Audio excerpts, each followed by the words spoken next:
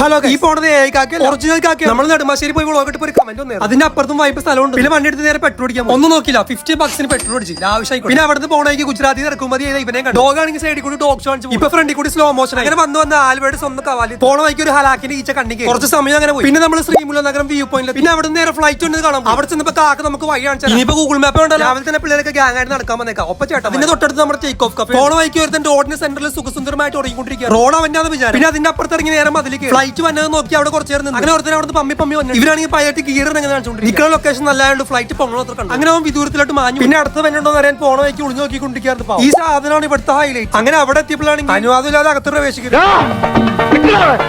ഈ സാധനം എന്താണെന്ന് അറിയാവുന്ന ഒരു കമന്റ്. അങ്ങനെ അവിടുന്ന് പോണ വഴിക്ക് കോലം കാണാൻ വെച്ചേക്കൊണ്ട് ഷർട്ടൊക്കെ കമ്പി കുത്തി ഉണക്കാൻ വെച്ചേക്കാം. പിന്നെ ട്രെയിൻ പോണ കാണാൻ ഞങ്ങൾ സ്പെഷ്യൽ സ്പോട്ടിൽ. ഇവരാണെങ്കിൽ ബസ് സ്റ്റോപ്പിൽ ബസ്സും കാത്തിരിക്കുമ്പോൾ അവിടെ ട്രെയിൻ നോക്കിക്കൊണ്ടിരിക്കുക. ട്രെയിൻ എന്നെ കണ്ടാൽ അത് പോയി തീരണ വരെ നോക്കി സമാധാനം. ഈ ഏരിയയിൽ ഫ്ലൈറ്റ് പോണത് എവിടെ നിന്നാണെങ്കിലും നമുക്ക് കാണാം. അപ്പൊ ഇന്നത്രേ ഉള്ളൂ. Okay, by.